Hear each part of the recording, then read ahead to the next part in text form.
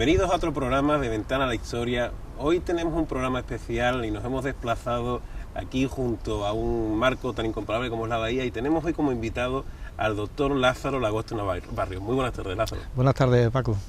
El doctor Lázaro Lagoste Barrios es profesor de Historia Antigua de la Facultad de Filosofía y Letras de Cádiz, y además es uno de los magníficos investigadores.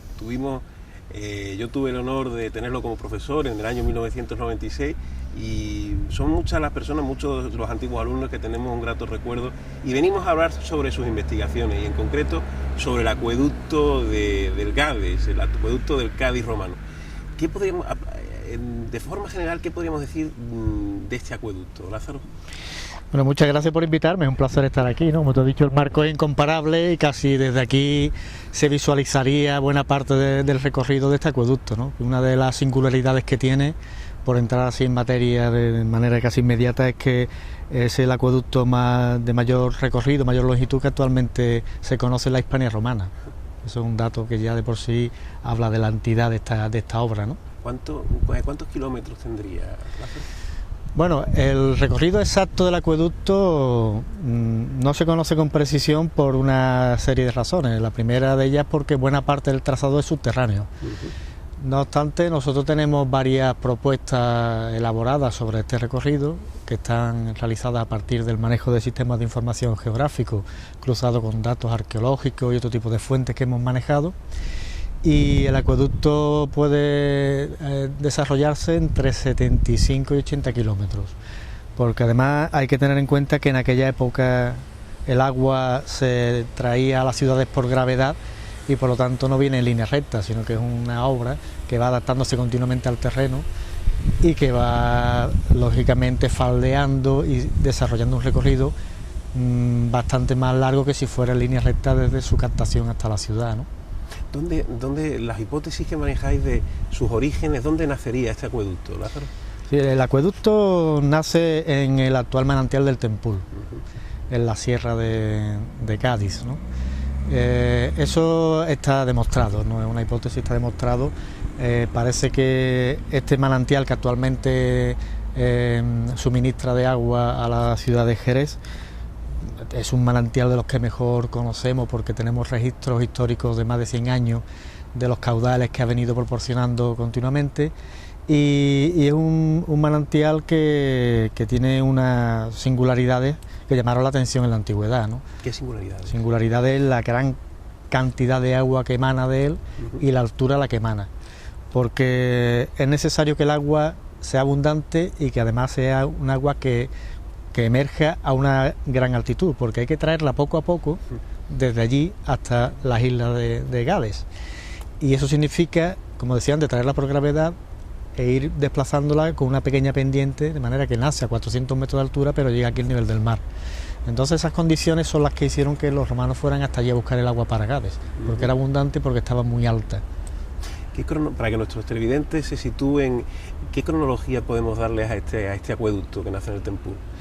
Bueno, lo cierto es que las fuentes literarias no nos hablan del acueducto, las fuentes literarias de la época. Y de momento no hemos hallado tampoco ningún elemento epigráfico que nos permita datar al acueducto romano de Gades, ¿no? Cuando se habla de las obras de Balbo que realizó para la ciudad, no se habla del acueducto.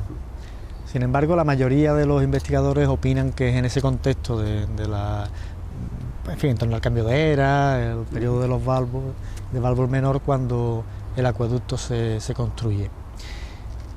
Y hay muchos elementos que indican que puede ser un acueducto de época tardo-republicana, pero también pudiera ser que se construyera en la primera mitad del siglo I después de Cristo.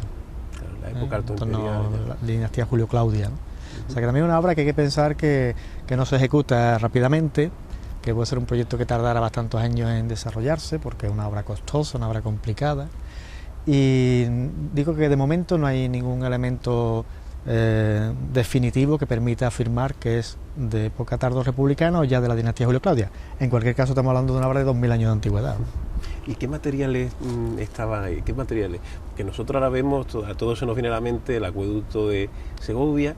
Queríamos preguntarte qué materiales estaba hecho para que nuestros televidentes lo sepan y qué tramos quedan de esta Bueno, fundamentalmente ahí se utiliza la piedra, la sillería, distintos tipos de obras de época romana características, el opus camenticium, que es una especie de hormigón romano, tenemos también el opus reticulatum, que se emplea en algunas partes de la obra, y generalmente esos son las principales técnicas, ¿no? Pero el acueducto, esencialmente, las partes de las que consta, podríamos decir que por una parte hay minas, es decir, que han abierto sobre el terreno, en el subsuelo, en el geológico, han perforado minas y han formado galerías, pero labradas sobre el terreno, con lo cual esa mina forma una parte importante del acueducto. En otros tramos el acueducto sale a la superficie y entonces se construyen galerías. Estas sí están construidas a base de opus camenticium, este hormigón romano, a veces con elementos de sillería y con bóvedas de opus camenticium. Algunas se ven muy bien porque conserva todavía las trazas de la tablazón que se empleó para fraguar el hormigón. Luego el acueducto tiene también arquerías, como el de Segovia, como tú decías, esa es la parte más monumental, ¿no? Cuando conviene salvar un valle o conviene hacer salvar una vaguada o un arroyo, un río, pues se utilizan las obras de arquería. Entonces se conservan algunos restos de arquería en el Valle de los Arquillos, entre Paterna y Jerez, una parte por la que discurre el acueducto, que precisamente toma su nombre de estas arquerías. Y luego tenemos también los sifones. Sifones, normalmente se piensa que los romanos no conocían la teoría de los vasos comunicantes o no la aplicaban, ¿no? Porque un acueducto realmente no es el tramo que conocemos del acueducto de Segovia. Un acueducto es una conducción muy larga que utiliza distintas técnicas para solventar todos los problemas topográficos que encuentren. Entonces los sifones se basan en la teoría de los vasos comunicantes y consisten en colocar al final de un tramo de tubería un gran depósito de agua y luego establecer una tubería, digamos, a presión que atraviesa el valle y que vuelve a emerger al otro lado del valle un poco más bajo que de donde había partido. Y ahí se construye otro reservorio, otro gran estanque y se vuelve a canalizar el agua. Pues el acueducto de Cádiz tiene el sifón más grande que se conoce en Hispania al menos. Salva un valle, que es el Valle de los Arquillos, de cerca de 2 kilómetros. Y luego tiene otros sifones, algunos más pequeños y algunos muy grandes, como por ejemplo el sifón que iría desde la isla de San Fernando hasta su final en las puertas de tierra aproximadamente. En este tramo el acueducto va por una tubería forzada, va por un sifón. Por eso hay tantas piedras que se encontraron en la playa de Cortadura, esas piedras horadadas que son piezas machembradas que formaban una tubería y que buena parte de ellas se puede ver todavía en la Plaza Asdrúbal, está allí expuesta, ¿no? Los gaditanos la pueden ver allí o en el Museo Provincial. Queríamos preguntarte también porque en San Fernando, en la isla de León, al comienzo, el Puente Zuazo, ¿qué podemos decir del Puente Zuazo en relación con el acueducto, con la obra? Sí, el tramo, hay partes del trazado, como decía antes, bien conocidas, otras que son hipotéticas, y el acueducto, sin duda, atraviesa mediante un sifón el caño Zurraque, ¿vale? Que prácticamente es el que conecta con el caño de la Carraca y con el caño Santipetri, por donde se salva por el Puente Zuazo. En el marquesado se conserva una torre del acueducto que se llama la Torre de los Arquillos también, y que era la torre que preparaba el acueducto para salvar el caño Zurraque. Una vez que lo salvaba, se han encontrado restos del sifón también en la salina de Santa Bárbara, que están allí las piedras machembradas. Una vez que lo salva, el camino que tiene que recorrer el acueducto se dirige hacia donde está actualmente el Puente Zuazo. Puente Zuazo es una obra que ha recibido muchas transformaciones y ampliaciones y mejoras, y por lo tanto actualmente su fisonomía es una obra de época moderna e incluso diría yo contemporánea, ¿no? Pero si uno observa parte de la sillería de su cabecera, la que está en el pie, digamos, de Puerto Real, ahí hay una sillería con unos módulos singulares, con una apariencia de módulos romanos bastante verosímil, incluso con unas técnicas de engatillado que es muy propia de la arquitectura tardorrepublicana. Por lo tanto, aunque habría que tener un estudio más profundo de de ese tramo del acueducto del puente Suazo, es bastante posible que parte del puente acueducto que hubo allí en época anterior esté todavía conservado en lo que fue la estructura moderna contemporánea del puente Suazo. Y ya cuando entramos, Lázaro, porque estamos al comienzo de Cádiz, estamos junto a la bahía, pero ya cuando entramos, pasamos Cortadura, ¿por dónde discurría ese acueducto? Pasando Cortadura hacia el interior de la ciudad, pues es una de las partes que menos se conocen.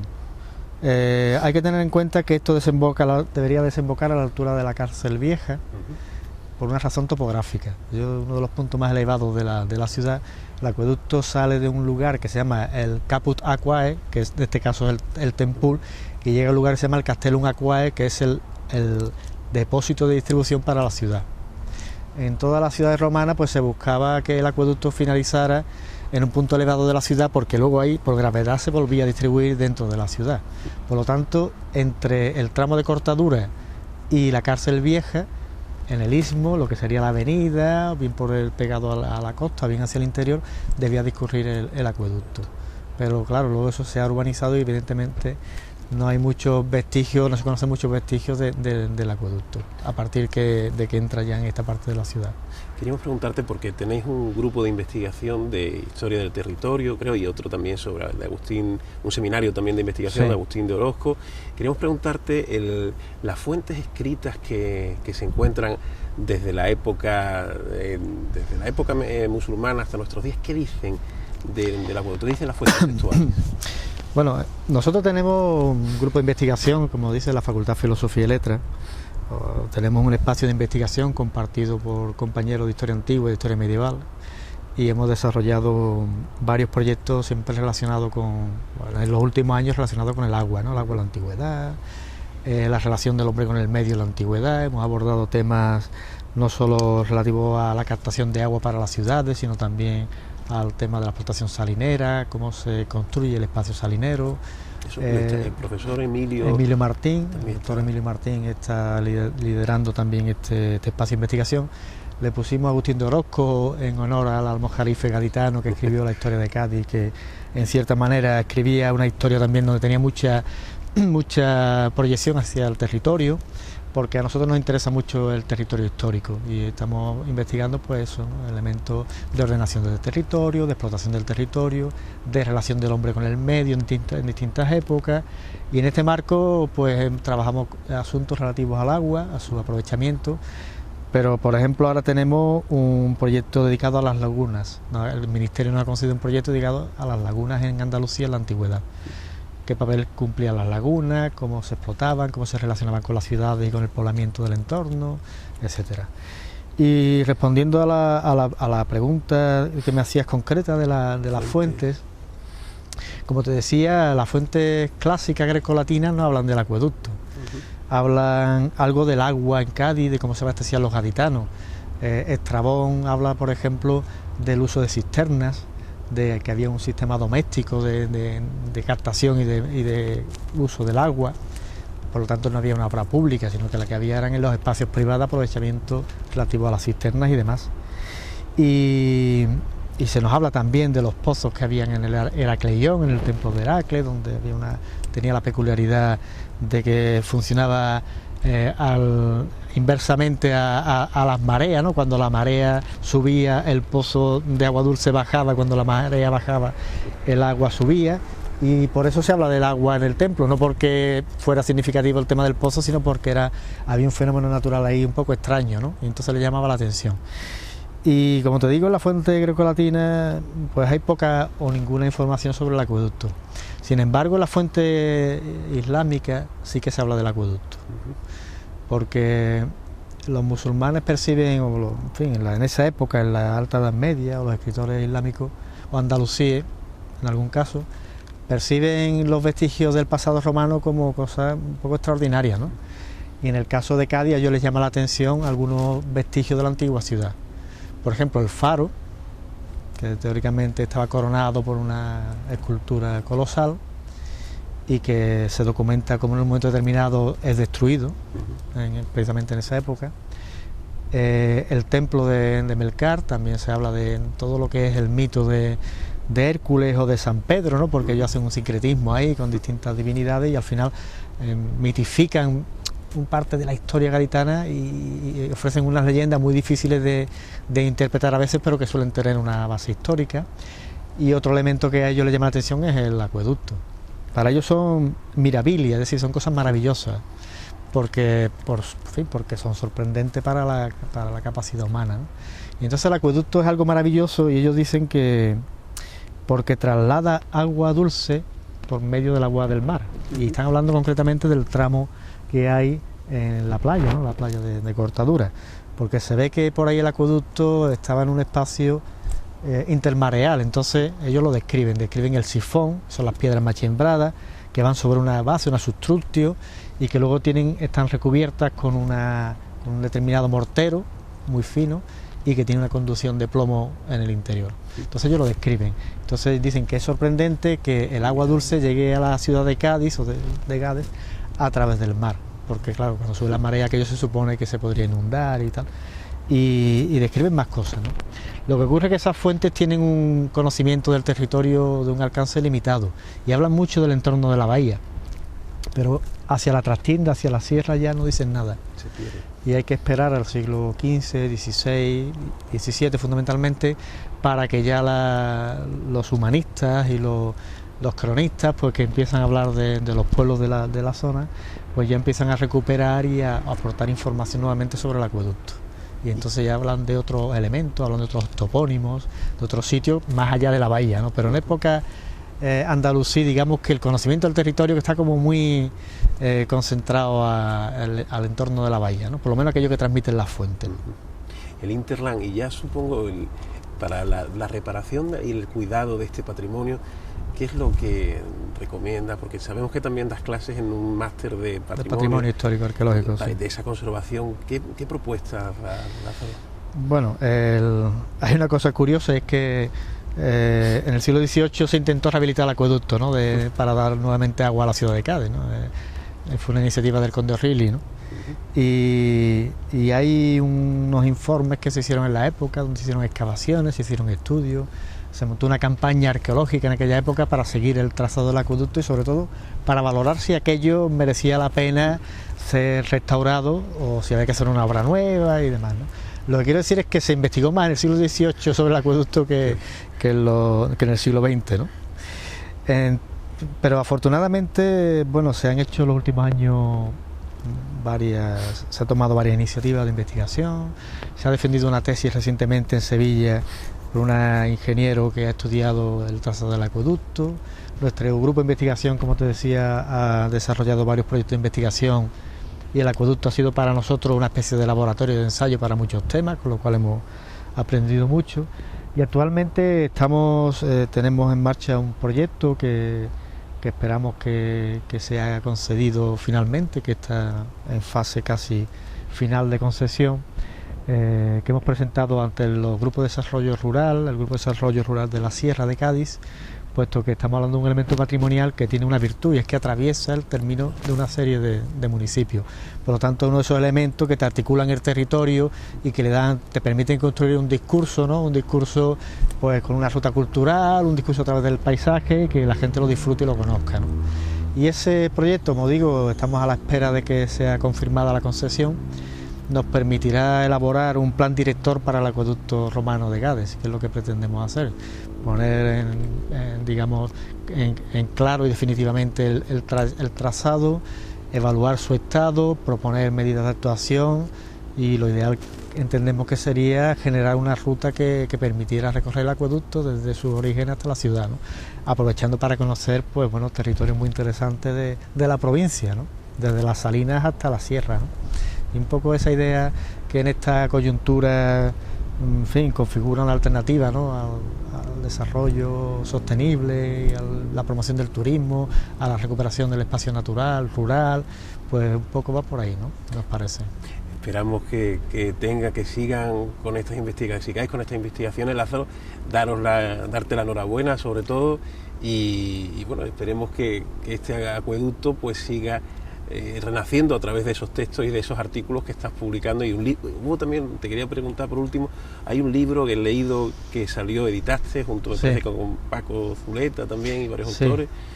¿Podrías decir? Sí, bueno, En la producción, digamos, bibliográfica, la primera, publicamos en primera instancia un trabajo dedicado al abastecimiento del agua en las ciudades romanas de la provincia, en el cual había una parte destacada dedicada a la ciudad de Gades, ¿no?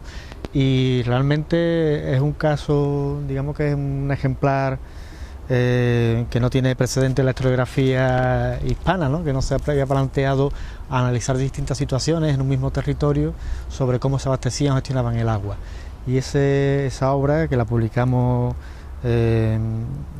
digamos, coeditada con el Servicio de Agua de Jerez de la Frontera, tuvo bastante buena acogida y bueno, está por ahí bien distribuida, y creo que ha sido un referente para los estudios, ha dinamizado de alguna manera los estudios de hidráulica antigua, ¿no? La verdad es que nuestro grupo ha publicado muchas cosas al respecto y está acudiendo a muchos foros internacionales para presentar nuestras investigaciones, y estamos dinamizando el estudio de la hidráulica antigua en Andalucía, por lo menos, ¿no? Por lo tanto, ahí hay un movimiento interesante.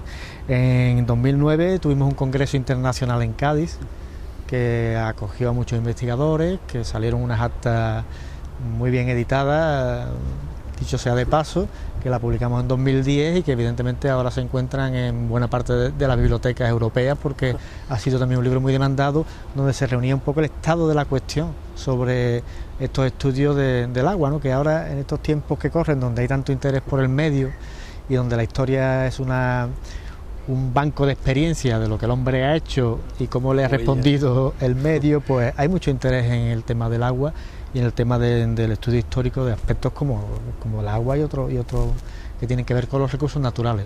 Por lo tanto, nosotros estamos muy satisfechos de que nuestro grupo es un referente ahora mismo a nivel internacional en este tipo de estudios.